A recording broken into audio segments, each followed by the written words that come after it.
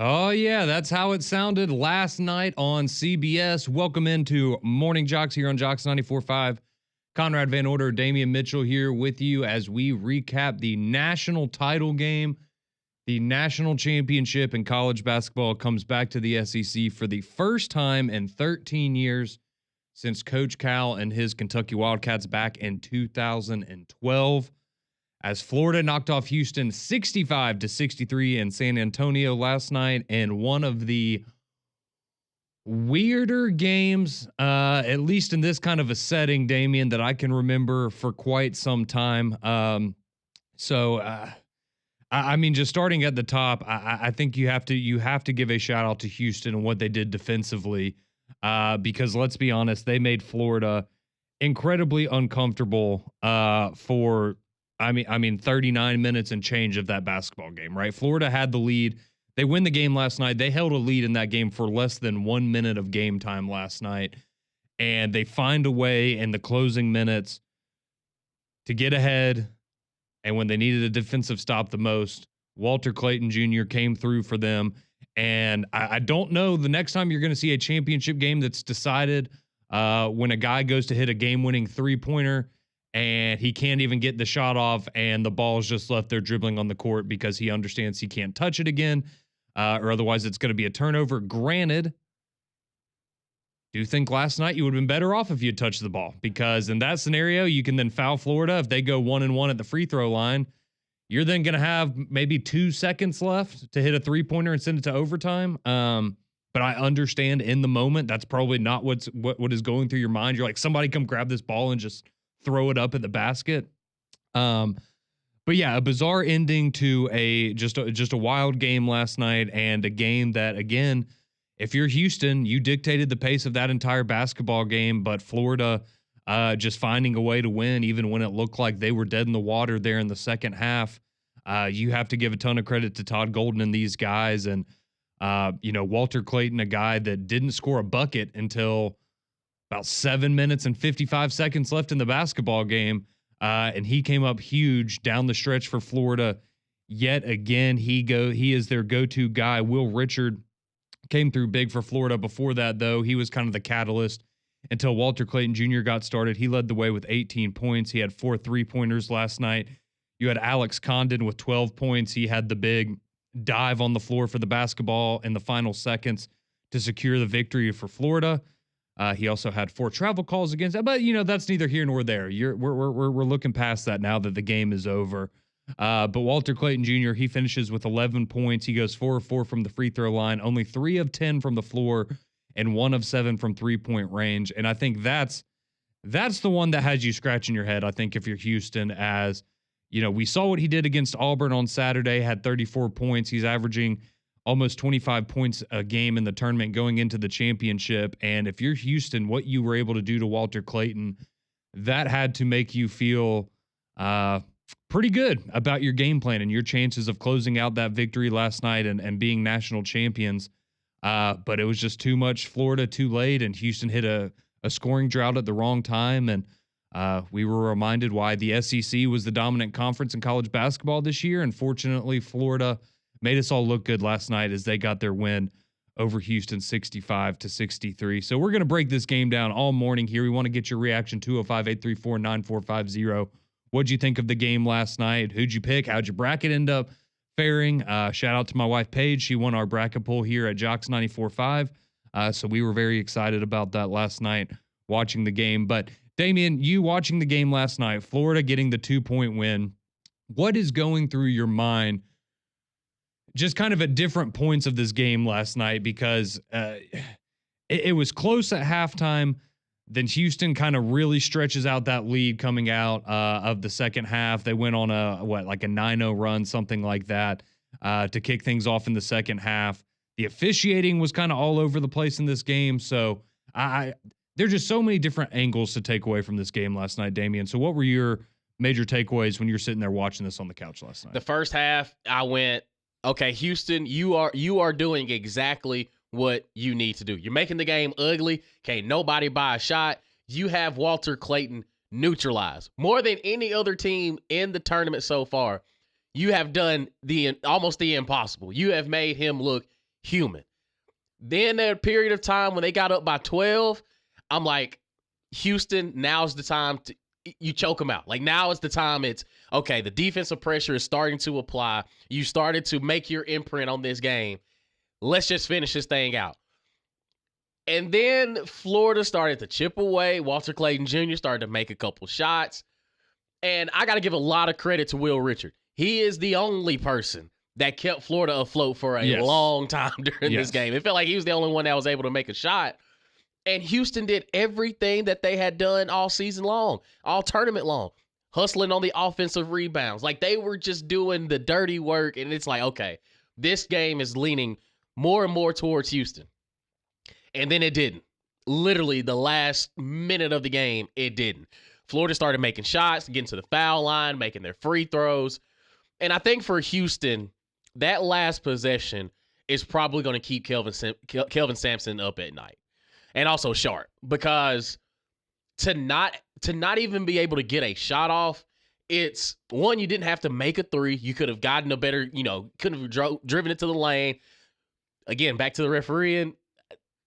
May not have been a foul, but you would have at least given a chance to tie. But the decision-making on the three-point shot, I don't have a problem with, but you had enough time, you could have pump fake. Like Walter Clayton Jr. almost delayed his closeout. Like he was, when they decided to set the screen to send Sharp to the three-point line, that was the only time Walter Clayton started to hustle was after he had caught the ball. And then he just jumped. And it's, man, at that point, just give him a pump fake and kind of step to the side and shoot and see what happens. Or lean into him, see if you can get a foul from the three-point line. But I think, and you saw it when they panned the camera to Kelvin Sampson's face, it was complete and utter just heartbreak. Because, he had no emotion. He's just sitting there like, there's no way this just happened.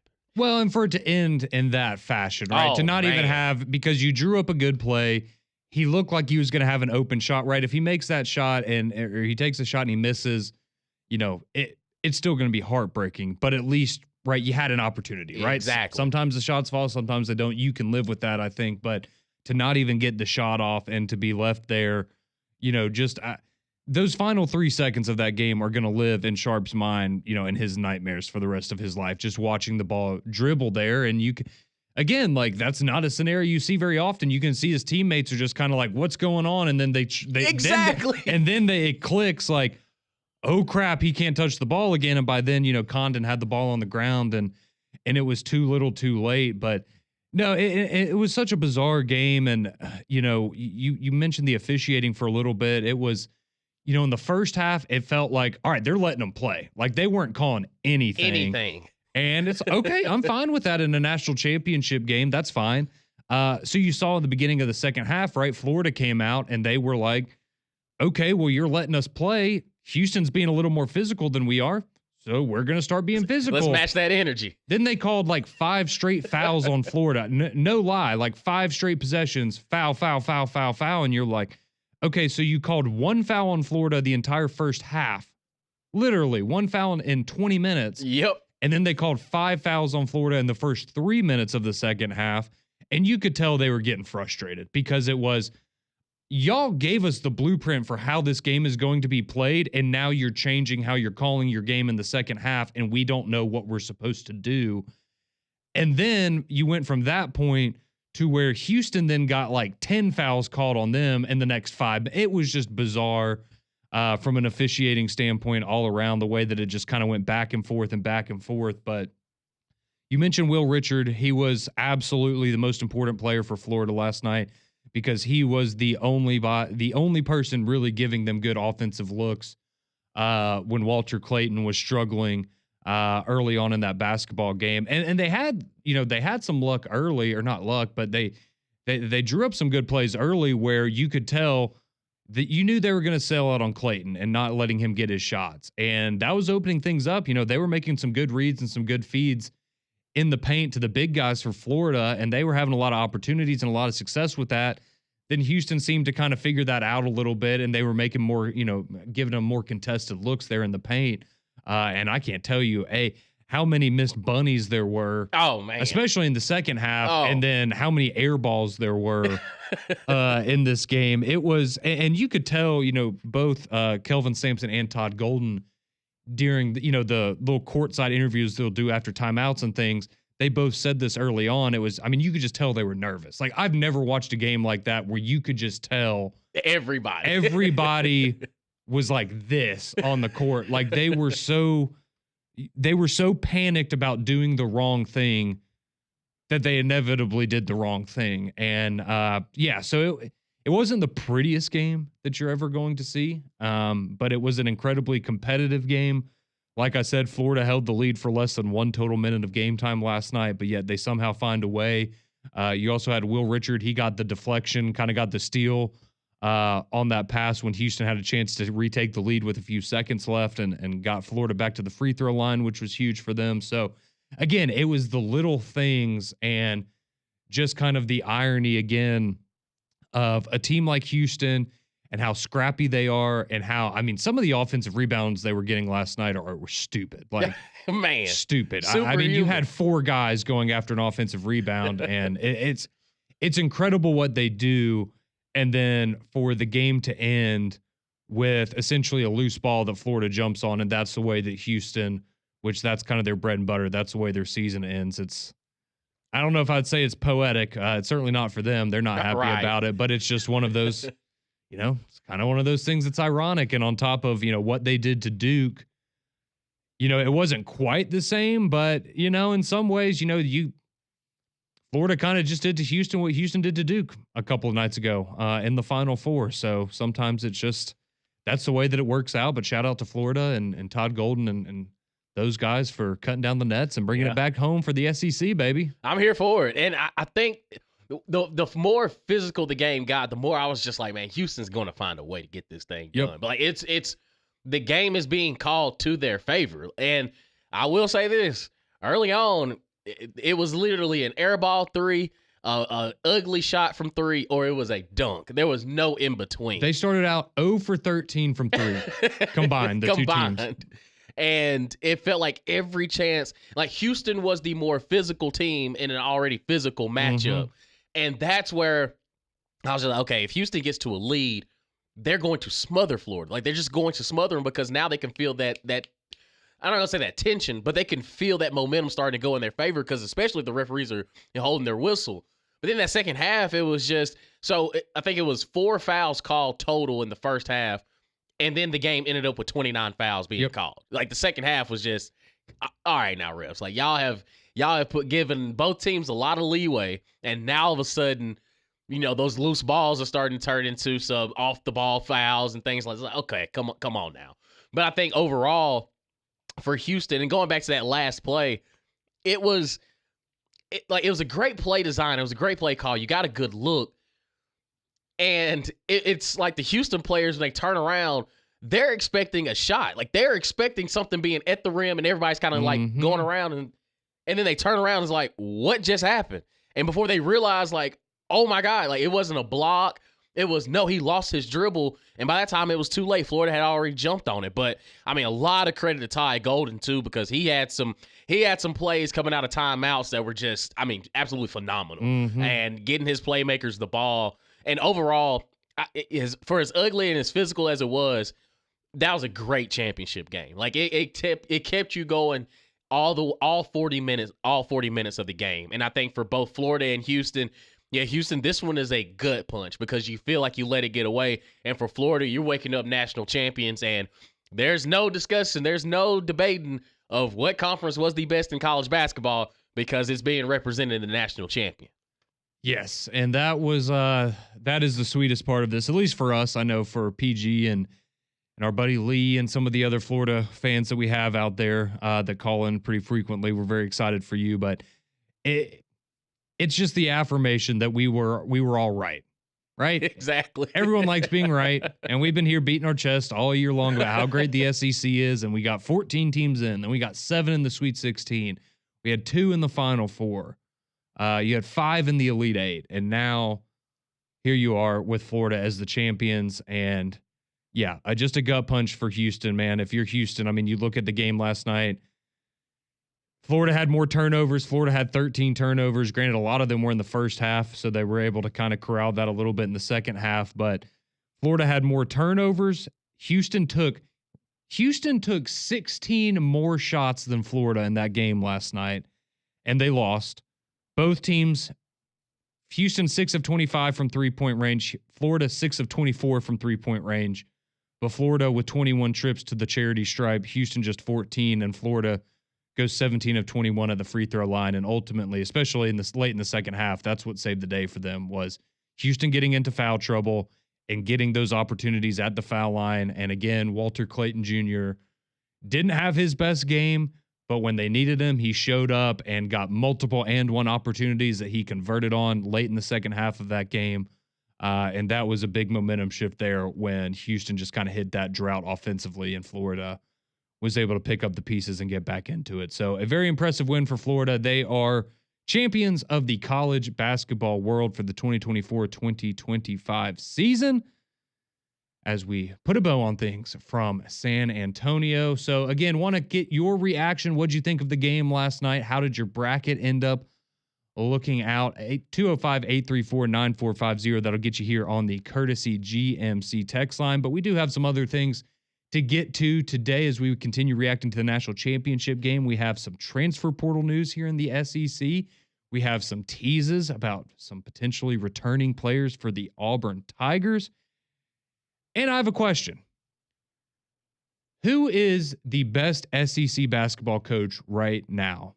Is it time for Todd Golden? Would you put him at the top of your list as a national champion? Would you have Coach Cal with what he's done with his resume? Maybe you're still riding with a Bruce Pearl or a Nate Oates. I think it's an interesting question. We talked about it a little bit on Three Man Front yesterday. So on the other side, Damian, I want to get your thoughts on who we think the best basketball coach is currently in the SEC. Get more of your text as well. You're listening to the Tuesday edition of Morning JOX here on JOX 94.5.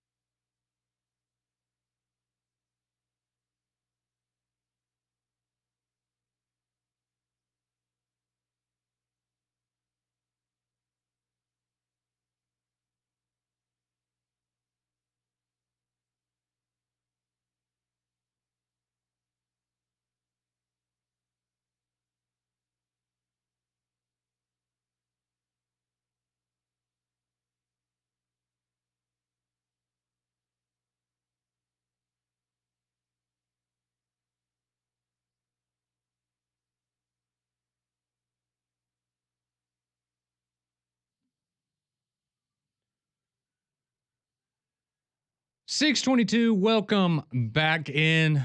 Morning JOX here on JOX 94.5. Conrad and Damian with you, recapping last night's national title game as Florida takes down the Houston Cougars 65-63 to bring the title back here to the Southeastern Conference. And with the conclusion of the tournament, we also got the announcement of the all-tournament team. So I think no surprise to many people here, but most outstanding player was Walter Clayton Jr. Absolutely. Very well deserved for him and what he did, more so in the first 5 games, but he came through when they needed him last night, late in that game.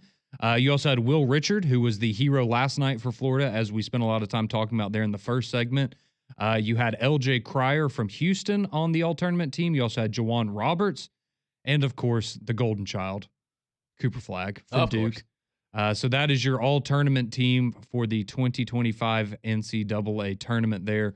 Congratulations to all the teams. It was a great season, especially here in the SEC. Alabama making it to back-to-back Elite Eights. Auburn returning to the Final Four. I know didn't quite meet the expectations that the fans had for either one of those programs, as they were hoping that they were the teams that would be cutting down the nets last night. But all things considered, it was just such a fantastic year of basketball here in the SEC. We were so fortunate. For my money, still the best season that we've seen from the SEC, at least in my lifetime. So going back almost 30 years, it was absolutely incredible, and I can't wait for next season to see how we're able to start putting things back together and going for another run. We got 14 teams in this year, 15 next year, baby. That's what I say. Come on, South Carolina. You can do it. Or LSU. You can get it done. Nah, LSU, they're too broken. I'd rather South Carolina get in. Exactly. You can flip. Look at Missouri last year, man. They can flip that thing around, get a couple transfers, and see where it can go. The transfer portal is a wonderful thing, and we do have some transfer portal news that we will get to here this morning as well. But let's go to the phone lines real quick.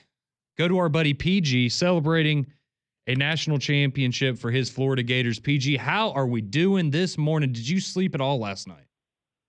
No, I just tossed and turned. Man, it was. I tell you, brother, you were right. Conrad, I need to take you to Vegas. Great God, you're my rabbit's foot. Not only picking Florida, so I'm gonna give Don credit too. Remember, he picked them even. He said they were the best team in the nation, even when they beat Auburn. And I know we got to give him his flowers for that one.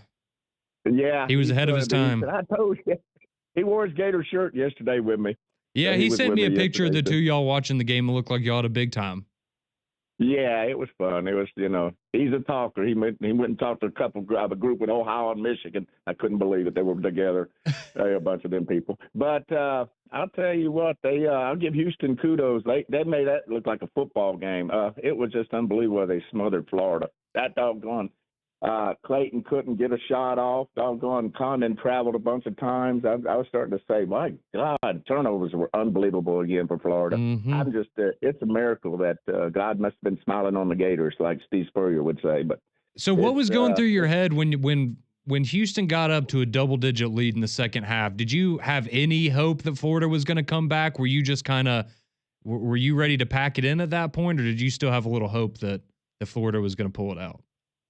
I had very little hope. I was discouraged as anybody could be. I said, this is just, and I was worried also that we were going to get beat so bad, everybody was going to say, are we going to get out of the 30s or 40s? I mean, this is going to be the worst showing by the Gators I've ever seen. And I mean, it was just, it got worse when the center, he threw the ball on the court, got a technical, and I said, oh my God, there's 7 minutes left in the game, and you get a technical? What's wrong with you? Let your emotions take over. I said, and it was I give kudos to Houston. I always worried about Houston. Nobody talked a whole lot and said, well, everybody was thinking Duke, or, it was never about Houston. And I said, after they impressed me when beating Tennessee earlier in the tournament, I said, this team's for real. People, watch out. This team could win it all. And they came so close. And I feel bad for Sampson, that guy. Yeah. He just that stare, I'll never forget that stare, just looking, like in air, wow, we just blew this game. We had this game, and kudos to the Gator Nation. I know, and they were partying at the Dome. I saw that going.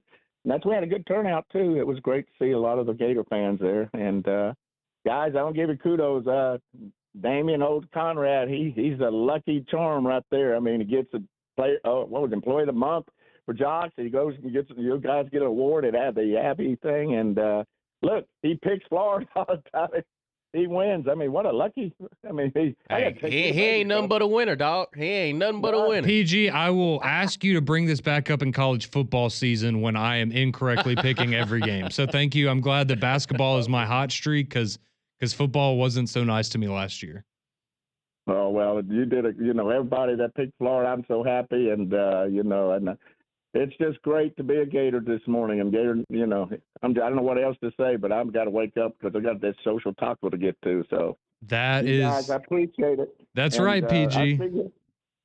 All right. See you guys down there. All righty, buddy. We'll see you in a few hours. That's right. It is Tuesday, so we will be at Social Taco for 3-Man Front from 10 to 2. You can join us, PG, Don, and the others there at Social Taco as we revel in the Florida Gators championship victory.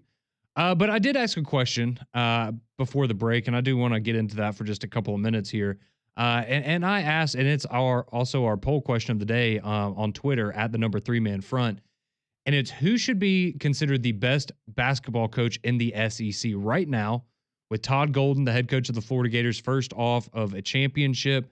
As it stands right now, you do have two coaches in the SEC with the title, Mr. Golden, as well as Coach Cal over there at Arkansas.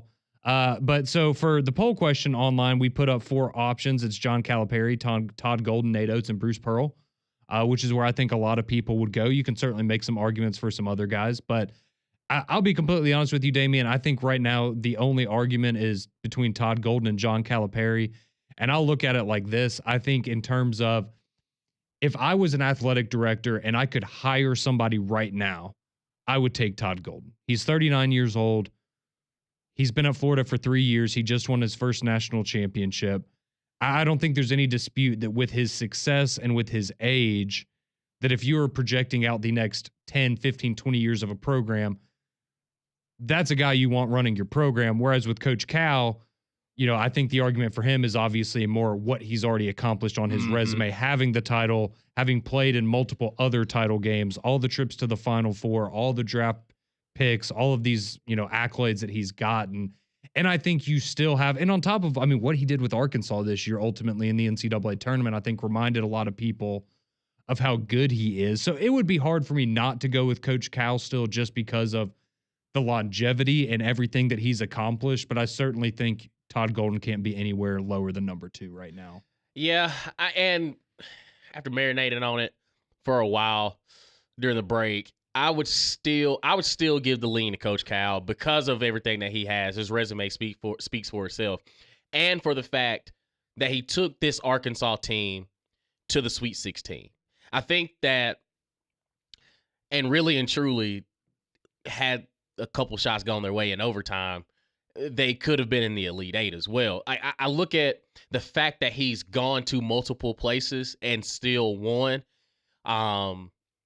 still gives him a leg up, and for what he's done with Arkansas early on. And again, it's year 1, and to pretty much exceed expectations, literally rip the roster apart, say we ain't got no basketball team, we just got a collection of talent. Like, we got some dudes out here, but this is not going to be the squad I'm going to have come tip off.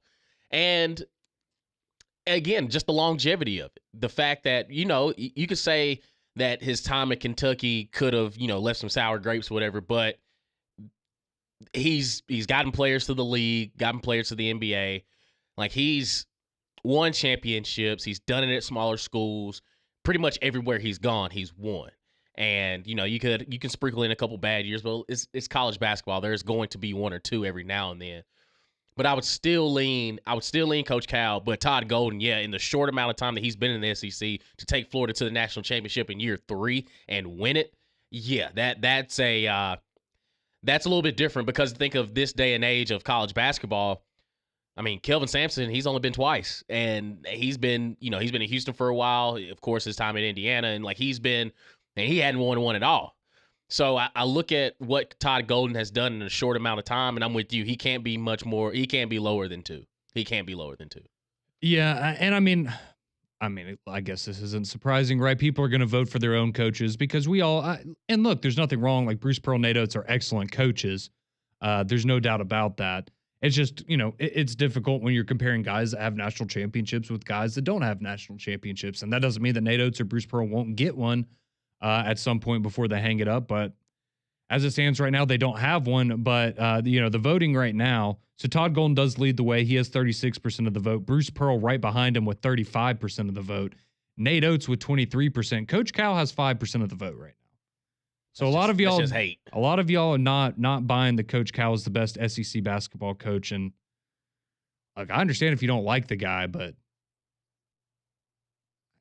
Check the tape, check the resume, man. Like you can't deny it. We have great basketball coaches here in the state, but the reality is they've never won a game in the Final Four. So as good as they are, it's great that they've gotten back there. And for Alabama and Auburn both, that's remarkable accomplishments, especially, Auburn now having 2 Final Fours in the last 6 years under Bruce Pearl. It's incredible achievement. Nothing to be sad about. But, it's hard to compare when you're going up against a guy like Todd Golden, who, he took care of business against Auburn and Florida, Auburn and Alabama multiple times this year. And then Coach Cal and his track record speaks for itself. I understand the last couple of years at Kentucky maybe ruined some people's perception of him now, but I thought what he did with Arkansas this year was absolutely incredible in the NCAA tournament. So want to continue to get your thoughts on that. 205-834-9450. Who would you say is the best basketball coach in the SEC today? Is it Todd Golden, fresh off last night's national championship? Are you still riding with Bruce Pearl, Nate Oates? Or are you going to go a little more old school like us with Coach Cal there at Arkansas? So continue to weigh in there. We do have some transfer portal news to get to, and we will share the latest on what's going on with Alabama and Auburn and their rosters when we return here on Morning JOX and JOX 94.5.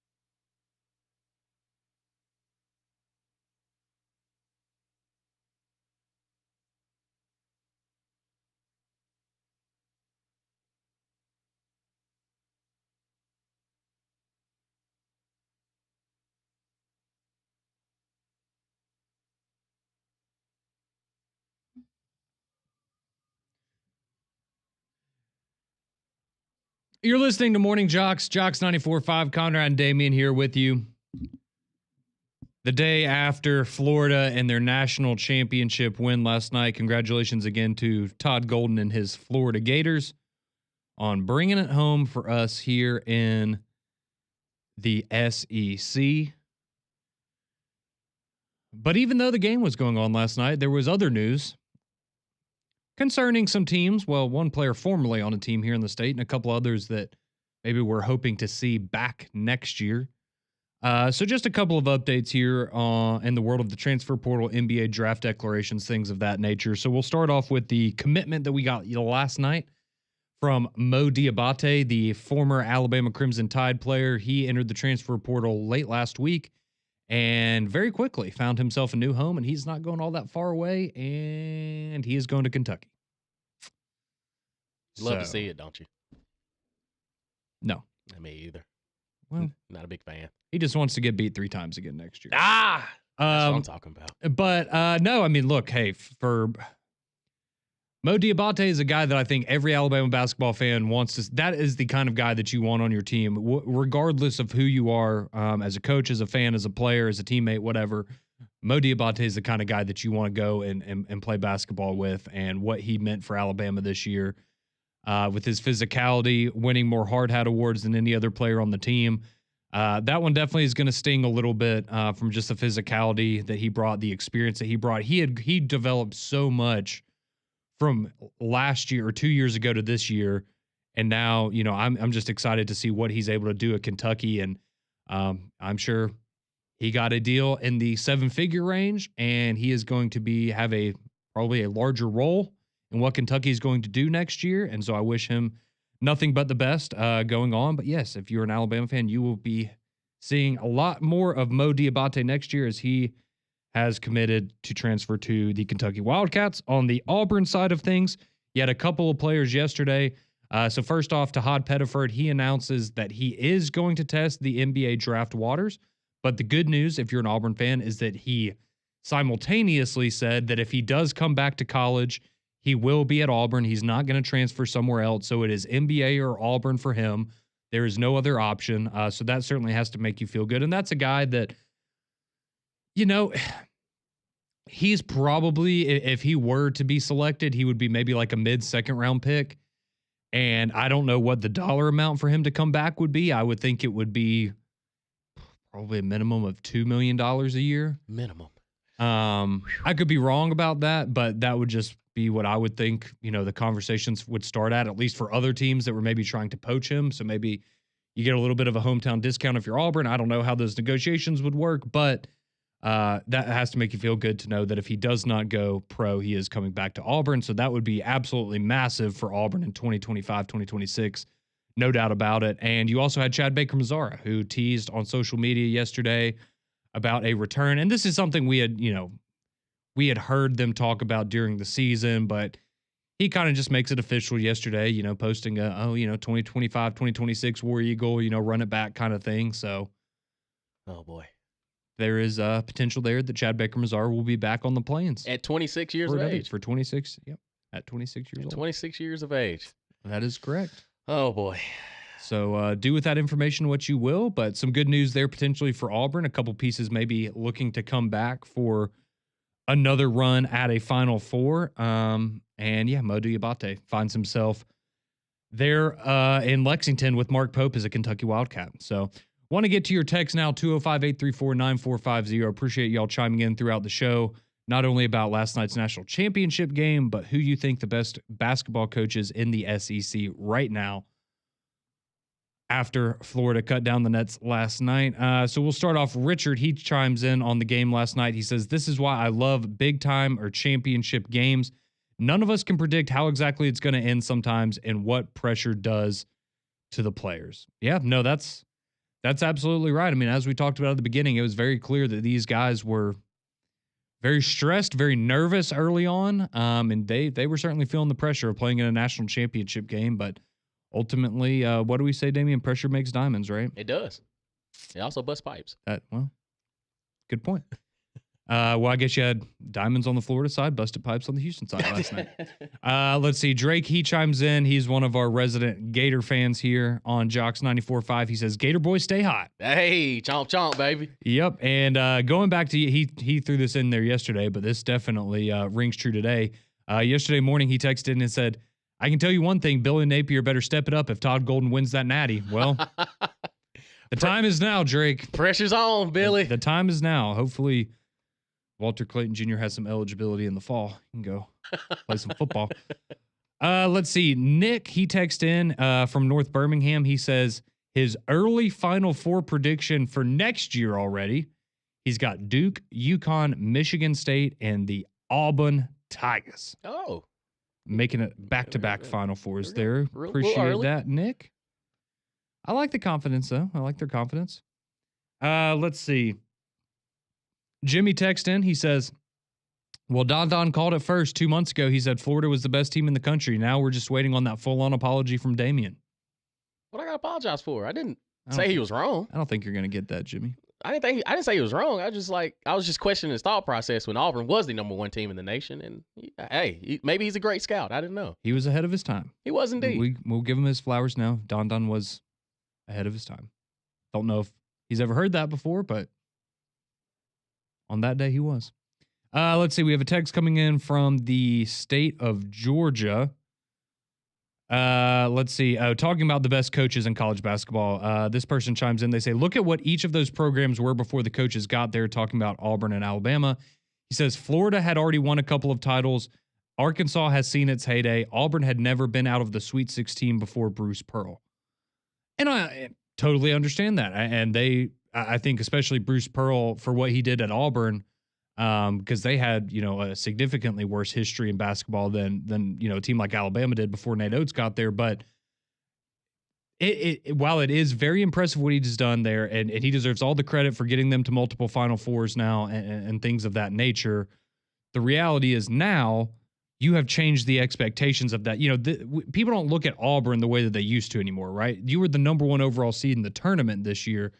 You have an expectation at this point to make it to Final Fours and to compete for a national championship. And that's a great thing. And he deserves all the credit in the world for getting Auburn in the program to that point.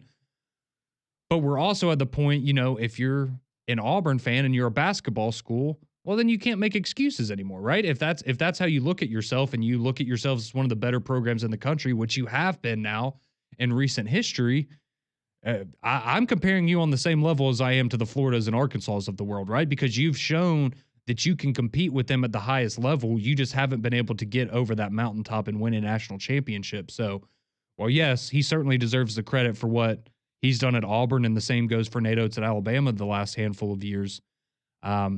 They have changed the expectations for those programs, and you can't look at them that way anymore because that's not the programs anymore. That's just the way they are, and that's why I would have Coach Cal and Todd Golden ahead of Bruce Pearl and Nate Oates, because those coaches are on the same level as them, in my opinion. And two of them have a national title, and two of them have Final Four trips, but no national title. So they're all elite head coaches, though, regardless of how you want to look at it. Let's see. Doug, he texted in. He says, was Coach Cal saved from himself by having to take transfers versus his Kentucky strategy of future NBA one-and-done rental players? I certainly don't think it hurt. Now, early on in the season, while they were figuring things out, it wasn't always pretty, but I certainly think that having a bunch of experienced guys that were able to gel and figure out that chemistry, that certainly did them a lot of favors because, we talked about this yesterday, right? Everybody going into the Final Four was, Duke has the most NBA talent on their roster. They are the most NBA-ready team out of those in the Final Four. Then how do they lose to Houston? Well, it's the same thing with Coach Cal at Kentucky, right? If that's all that mattered, Kentucky would have won, 10 straight national titles when Coach Cal was there in the 2010s, right? But that's not the way that it works.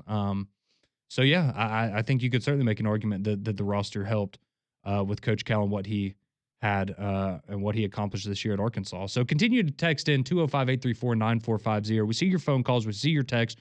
We will continue to get to those. Get your reaction to what happened last night as the Florida Gators cut down the nets as national champions for the SEC. Keep it locked right here. You're listening to JOX 94.5.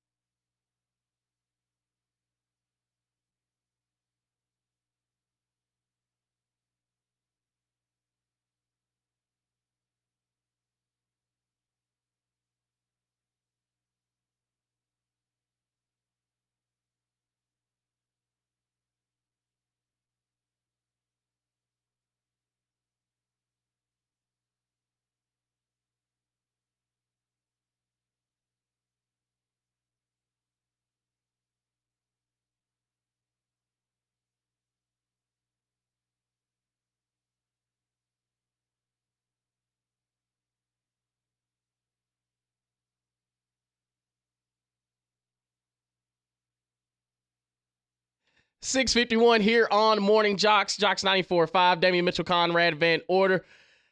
Talking about being all in together, man. Talk about the performance from the Florida Gators as they are the national champions in college basketball. Let me tell you about your performance in the bedroom. Could you use a little extra in the bedroom? Let me tell you about my friends at Blue Chew. By now, you know Blue Chew is an online service that delivers the same active ingredients as Viagra, Cialis, Levitra, in chewable form and at fraction of the cost. So what are you waiting for? Give Blue Chew a try. And if you're ready for a great offer, let me tell you about the free. That's Free. That spells free. Go to bluechew.com and get your first month free when you use our promo code JOX at checkout. Only thing you got to pay for is the shipping, and it's only $5. That's bluechew.com, promo code JOX to receive your first month free. Blue Chew is your secret weapon for the bedroom or wherever you decide to get it on. And remember, just chew it and do it. Spending the last couple minutes here on Morning JOX with you, the listeners, getting your reaction to last night. We're going to get to your calls here in just a second, but a couple more texts first. We have somebody, an Auburn fan, texting in. They say, as an Auburn fan, we don't have a center, and that's an issue. I don't know about a Final Four prediction, maybe Sweet 16 next year for Auburn. Them and Alabama are certainly going to have some reloading to do. But if Todd Pettiford comes back, if Chad Baker-Mazara comes back, that helps. If LeBaron Philon comes back for Alabama, that's going to help them. So a lot to still see what these rosters are going to look like this upcoming winter. We have somebody else texting in their coaching rankings. They say Coach Cal number 1, Todd Golden 2, Bruce Pearl 3, Nate Oates 4. You just can't deny what Coach Cal has done over the years. Roll Tide. That is exactly how I would rank them. I think that's spot on. They're, again, I would say all 4 of them are top 10 coaches in college basketball. But yeah, Coach Cal and his longevity, Todd Golden getting his first title last night, Bruce Pearl, multiple Final Fours now, Nate Oates, 1 Final Four, back-to-back Elite Eights. I that's exactly how I would rank it. Someone was not happy you played High School Musical coming back, Damian. But that's the fact right. that they know it. Exactly. The fact that they know it. They kind of exposed themselves there, exactly. didn't they? Let's see. We have... And Steven texting, he says, how much does this persuade Damian to be a Florida fan next year? It does boost them up a little bit. Make it interesting? Yeah, it does. I like to cheer for a school that's an everything school. And right now with Florida winning the national championship, if I get down to the swamp and I run into Walter Clayton Jr., I'm going to dap him up real quick and, get a gator chomp. That's absolutely right. Well, we will continue on with who Damian needs to root for. We'll get back to that here soon in the next couple of days. But quickly, let's go to the phone lines. Edward has been waiting patiently. Talk about the championship last night. How you doing, Edward? Morning. Yeah, I'm doing great. I'm 6'10", 6'11". So man, they needed you on the floor last night, Edward. You should have played last night, man. No, man. I would love. My head would say first to play for Todd because he used the big man. My heart would say either play for Alabama or Auburn because I would win a championship for them. That's what my heart would lean to, either Alabama or Auburn. But the game last night was amazing. I thought that, Houston kind of dominated the game from the beginning. It was a surprise. But I knew Florida had a run in them, and I was cheering and putting my breath for Florida. And eventually it worked right at the end. But I was nervous, I'll be honest. And when they took the lead by 1 point, I was screaming so hard, me and the kids, and going, go SEC, go SEC, go SEC. I loved it. That's right, Edward. I think we all loved it last night, getting to see the validation of the SEC and being the best conference all year long and finally bringing back a championship for the first time in 13 years. So appreciate all of you calling in, texting in with your thoughts. Great Tuesday here on Morning JOX. McElroy and Kubrick in the morning. They're next.